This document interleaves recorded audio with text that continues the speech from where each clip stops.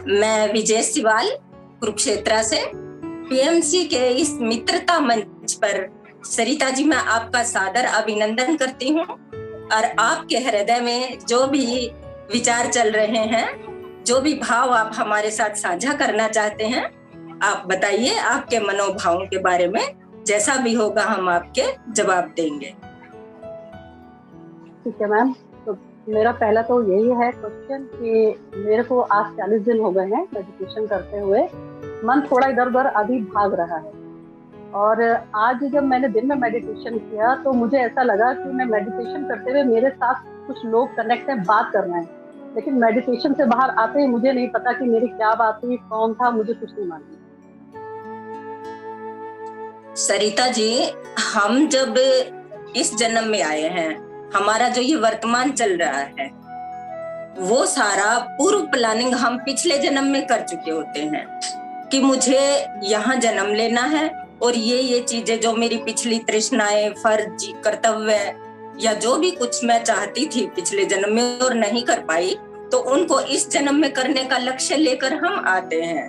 लेकिन होता क्या है कि जब हम इस जन्म में आए हैं तो नया परिवार, नया समाज, नया परिवेश, नए रिश्ते नाते सब बन जाते हैं। तो हम जो हैं अपने उन विचारों को, अपने जो हमारी प्लानिंग्स जो हैं, उनको कहीं हम अपने मस्तिष्क के एक कोने में छोड़कर भूल जाते हैं। तो कई बार क्या होता है, जो हमारे सोल ग्रुप्स के मेंबर होते हैं, अर्थात पिछले जन्म में जो हमारे साथी हैं, वो हमें किसी न किसी रूप में आकर हमारे उन लक्ष्यों की तरफ ध्यान दिलाने के लिए हमें वो दिखाई देते हैं। तो जो भी आपको दिखाई दे रहे हैं, हो सकता है आपको वो कुछ बताना चाह रहे हो, और उसका जवाब आप मेडिटेशन में जब शांत मुद्रा में बैठते हैं तो आप अपना लक्ष्य वही निर्धारित करके और आप उन सवालों का जवाब स्वयं ही खोज सकते हैं। और मैम, जो मन इधर उधर भटकता है मेडिटेशन करते हुए? सरिता जी, मन की एक आदत है कि उसको भटकना ही है। लेकिन अगर हम सोचे कि भाई मेरा मन मेरे बस में नहीं है, हम ध्यान नहीं कर सकते, हमें ऐसा नहीं सोचना है। हमें उस मन को अपना मित्र बनाना है। मित्र कैसे बनाना है? हम जैसे बैठे हैं ध्यान में और मेरा ध्यान में है कि भाई मेरा बेटा बाहर गया था, वो पता नहीं क्या कर रहा होगा, अर्थात मेरा मन विचलित है, आपसे बात नहीं कर रही, कहीं और सोच रही है, अर्थात मेरे मन में ये विचार आ रहे हैं। तो मुझे क्या करना है कि मैं बैठूंगी और मेरे मन में जो विचार आया, पहले मैं उनको बिल्कुल शांत मुद्रा में बैठकर उनको देखती हूँ कि ये मन हमें क्या, कहाँ ले जाना चाहता है। कुछ वक्त इसके मन के साथ आप चल के देखें, और जब थोड़ी कोशिश करें, उस मन को कहें कि मित्र थोड़ी देर रुको, मुझे अपना एक लक्ष्य है जो 10 मिनट का, 15 मिनट का, आधा घंटे का, उसे पूरा कर लेने दीजिए, के बाद मैं आपके साथ बहुत सारी बातें करूंगी। तो मन ही मन जैसे ही आप उस अपने मन को मित्र बनाकर उससे प्रार्थना करेंगे, तो आप महसूस करेंगे कि आपका मन कुछ वक्त के लिए ठहर गया है।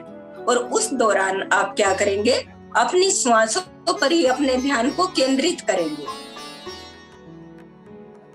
कि श्वास मेरी आ रही है और जा रही है। आप अगर 10 बार, 12 बार अगर अपने मन की इस सांसों की आवाजाही पे अगर ध्यान रखते हो, तो आप खुद ही महसूस करोगे कि जो विचार थे वो पता नहीं कहाँ चले गए हैं और आप बिल्कुल शांत हैं।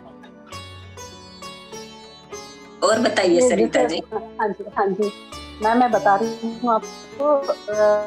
जैसे मैंने जब ध्यान स्टार्ट किया था तो शुरू में मैं ना भावुक काफी हो गई थी, तो अपने आप ही रोना आ रहा था मेरे को। मैं 4-5 बार मैं रोई हूँ ध्यान में स्टार्टिंग में। तो मैंने कुछ लोगों को पहले तो देखा ध्यान में, मुझे नहीं पता वो कौन लोग हैं। इसमें एक जैसे ऋषि मुनि टाइप से भी एक मैंने देखे थे, 1 सेकंड के लिए देखे थे। और फिर मैंने एक अंग्रेज लड़की को भी देखा, अचानक दिमाग में मेरे एकदम स्ट्राइक करा कि इसका नाम सेन है। और फिर मेरे दिमाग में आया कि ये मेरा अगला जन्म है। तो मैं मतलब मुझे कुछ समझ में नहीं आया कि क्या है ये। सरिता जी, अक्सर जब हम मेडिटेशन में बैठते हैं और हमें रोना आता है, अर्थात हम जो है भाव विवल हो जाते हैं। तो उसका एक कारण ये होता है कि अगर हम बहुत सारा वक्त इधर उधर खोने के बाद हमें पता चले कि ये एक अच्छा लक्ष्य था मेरा जीवन का, ये बहुत महत्वपूर्ण कार्य था और इतना वक्त खोने के अपनी मंजिल की तरफ बढ़ रही हूँ, तो हमारी आत्मा जो है, हमारा मन जो है थोड़ा सा हो जाता है भावना के कारण कि भाई उसे रोना आ जाता है, हमारी भावनाएं जो है बह जाती हैं ऐसे। तो ये एक बहुत अच्छी बात है। ऐसा नहीं है कि आपको रोना आया तो ये बुरी बात है, ये एक बहुत अच्छी बात है और बहुत अच्छा संकेत ये है कि आपको एक सुखद अनुभूति हो रही है, आपको एक अपने कर्तव्य की याद आ रही है और आप उसको महत्व दे रहे हैं, बड़े प्रेम से आप उसमें लग जाना चाहते हो, मेडिटेशन में जुट जाना चाहते हो। दूसरी बात है आप सपनों में ऋषि दिखना। तो ये सभी बातें जो हैं वो जो पहले आपको बताया गया है कि हमारे पूर्व जन्म का ही कोई हिस्सा होता है। अभी कुछ वक्त पहले मैंने रॉबर्ट श्वार्ट्ज की एक किताब पढ़ी थी, आध्यात्मिक जागृति एक रूहानी तोहफा और पालतू जानवर एक रूहानी तोहफा।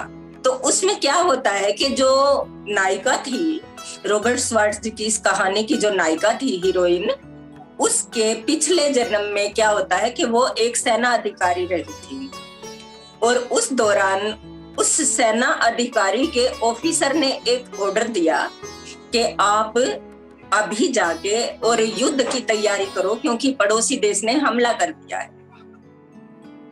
लेकिन उसने क्या किया, स्वयं ना जाकर अपना जो जूनियर था उसे कहा कि उस गेट पे जाकर आप वहां पर देखो कि क्या स्थिति है।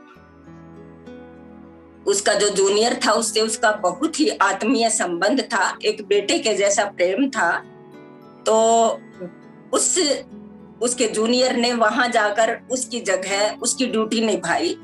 लेकिन होता क्या है, वहां जाके दुश्मन की तरफ से आक्रमण हुआ और वो वहीं पर समाप्त हो गया, उसकी डेथ हो जाती है। जब वो हीरोइन रेबेका जब देखती है कि मेरे कारण एक व्यक्ति को, एक मेरे जूनियर को मृत्यु प्राप्त हुई है, अगर मैं इसको ना भेजती तो ये बहुत जीता, और इसी पशोपस में वो उसका भी जीवन का अंत हो जाता है। लेकिन कहीं ना कहीं उसके मस्तिष्क में क्या रह गया कि वो कुछ पल और जी लेता और मेरे कारण ही वो मारा गया है, वो बहुत प्यारा था, मुझे उसे बहुत प्रेम देना था।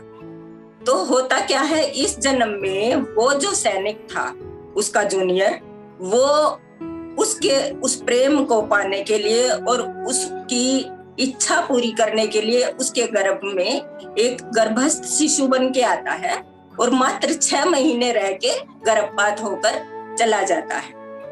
तो रेबेका फिर दुखी होती है और वो कहती है कि भाई ऐसा क्यों हुआ। तो वो सोल थी, जो वो जूनियर था उसका, वही उसे आकर बताता है कि भाई मैं पिछले जन्म में तेरा जूनियर था और तुझे पश्चाताप था कि तेरे कारण मैं मरा हूं, लेकिन मुझे जीना ही इतने दिन के लिए था और मैं अब वो तेरे प्यार की भरपाई करने के लिए यहाँ आया हूँ। तो जैसे कि आपको ऋषि दिख रहे हैं, तो हो सकता है आपके पूर्व जन्म की कोई प्लानिंग हो। वो ऋषि मुनि जो आते हैं अपना स्वरूप आपको दिखा रहे हैं, तो आपके मस्तिष्क में जो संचित कर्म, आपके पिछले जन्म की प्लानिंग्स जो दबी पड़ी हैं, उनको उखेरने के लिए, उनको याद करने के लिए, आपको सात्विक प्रकृति की तरफ लाने के लिए वो आपको दिखाई दे रहे हैं। तो ये बहुत अच्छी बात है। आप इन्हीं सभी सवालों का जवाब भी अपने मेडिटेशन में पा सकते हैं। अब मैम मेरे आगे की यात्रा क्या है, कुछ गाइड करेंगी? सरिता जी, हम आज वर्तमान में जी रहे हैं और हम मेडिटेशन कर रहे हैं। ये हमारी पिछले जन्म की प्लानिंग है। जिस लक्ष्य को हम करने के लिए मेडिटेशन में बैठते हैं, तो वो हमारा लक्ष्य है। अब आगे की यात्रा का सबते ही जो हमारे मास्टर्स होते हैं, ग्रेट मास्टर्स, वो हमें एकदम से पूर्व प्लानिंग जो हमारे आगे होना है, यात्रा जो है हमारे जीवन की, उसको एकदम से नहीं बताते हैं। जैसे हमारा स्कूल में बच्चे पढ़ते हैं तो उनका जो सिलेबस होता है, अब नर्सरी में है तो हमारे सामने नर्सरी का सिलेबस खोल दिया जाएगा कि बेटा इसकी तैयारी करो। फर्स्ट में होंगे तो फर्स्ट का, सेकंड को तो स्टेप स्टेप पे हमारे जो ग्रेट मास्टर हैं वो हमारी जर्नी की तरफ हमें स्वतः ही ले जाते हैं। उसके बारे में हमें सोचना और विचार नहीं करना है, सिर्फ हमें जिस पौड़ी पर हमने अब पैर रखा हुआ है उससे देखना है कि हमने उस पौड़ी पर अपना पैर बिल्कुल अच्छी तरह से रखा हुआ है, हम डावाडोल नहीं है, और अपना लक्ष्य अगली पौड़ी पर है कि हम अपने लक्ष्य की तरफ बढ़ रहे हैं। आपको इससे ज्यादा और कुछ नहीं सोचना है। आप देखेंगे कि आपका टारगेट अगर आपकी अगली पौड़ी है और आपका ये कदम सुरक्षित रखा हुआ है तो स्वतः ही आपके सामने आपकी यात्रा के द्वार खुलते चले जाएंगे। उसके बारे में आपने कुछ नहीं सोचना है, वो स्वतः ही वक्त बता देगा।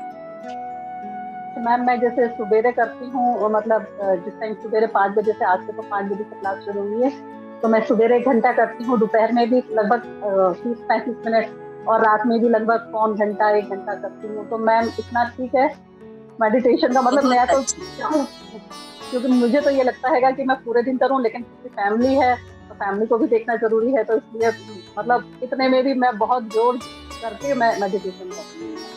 आप जो ये बता रही हैं तो बहुत ही अच्छा लग रहा है। बहुत ही बिरली रूहें होती हैं, सिलेक्टेड सोल, जिनकी तृप्तता बहुत बड़ी होती है कि भाई मुझे बहुत ज्यादा मेडिटेशन करना चाहिए। तो ये एक बहुत अच्छी बात है। और आपके अंदर जो अध्यात्म के प्रति इतनी रुचि है कि आप सुबेरे 1 घंटा करके, शाम को करके, दोपहर में भी टाइम निकाल लेते हैं और उसके बाद भी आप तृप्त नहीं हो रहे हैं, तो आपकी जो आत्मा की खुराक है उसको ज्यादा बढ़ाना, यानी कि उसको खाना ज्यादा चाहिए, मेडिटेशन ज्यादा चाहिए। किसी की भूख 1 रोटी की होती है, किसी की 4 रोटी की होती है, तो ठीक वही स्थिति आपकी है। आपकी आत्मा को अध्यात्म की भूख बहुत ज्यादा है और ये एक बहुत ही सौभाग्य की बात है। तो भले ही आप टाइम जितना घर गृहस्थी में देखो, वो परिवार को भी टाइम देना बहुत जरूरी है।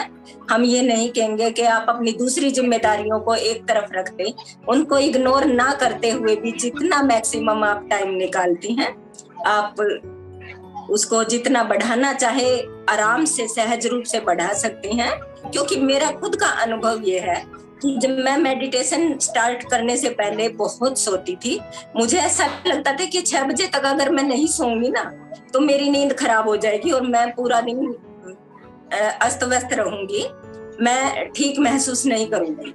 लेकिन जब से मैं मेडिटेशन में स्टार्ट मैंने किया है, मैं मैम के साथ साधन संगत में बैठती हूँ, तो आप यकीन मानिए मैं 4 घंटे 3 घंटे सो के भी पूरा दिन फ्रेश रहती हूँ और मुझे बिल्कुल भी ऐसा नहीं लगता है कि मेरी नींद खराब हो गई। परिवार में स्टार्टिंग में बोल भी देते थे कि आप बीमार हो जाओगे इतनी देर जागने से, लेकिन ऐसा कुछ नहीं हुआ। पहले से ज्यादा स्वस्थ हो गई हूँ और पहले से ज्यादा हल्कापन मुझे महसूस हो रहा है। तो आप बहुत अच्छी बात बताई है आपने। आप जितना मैक्सिमम आराम से टाइम दे सके उतना ही अच्छा है, उसी में आप तृप्त रहें, कोशिश करें जितना भी दे सके। बाकी अपने पारिवारिक जीवन के साथ ज्यादा छेड़छाड़ ना करें। मैम मेरे क्वेश्चन इतने ही थे और आपका बहुत बहुत थैंक यू मैम। अगर आगे भी आपसे संपर्क करना हो तो सबके थ्रू ही हो सकता है मैम, तो मैं तो यही चाहती हूँ कि आगे भी हम लोग को रास्ता दिखाते रहें आप लोग और हम लोग आगे बढ़ें। तो बहुत बहुत थैंक यू मैम आपका भी बहुत बहुत धन्यवाद सरिता जी। मेडिटेशन एक ऐसा रास्ता है जहां हमारे अनसुलझे सवालों का जवाब खुद ही निकल आता है। तो आप इतने प्रेम से लगे हुए हैं, तो आप अपने मेडिटेशन में लगे रहे, आप खुद ही पाएंगे कि आपके पास अपनी अपनी ही सारे सवालों के जवाब नहीं, आपके आसपास जो भी आपके हैं प्रियजन, निकट संबंधी, आप उनके भी सवालों का जवाब आपके अंदर से खुद ही निकलेगा। तो मेडिटेशन सबसे अच्छी रामबाण औषधि है, इसमें लगे रहे, आप मेडिटेशन करते रहे। धन्यवाद। Thank you.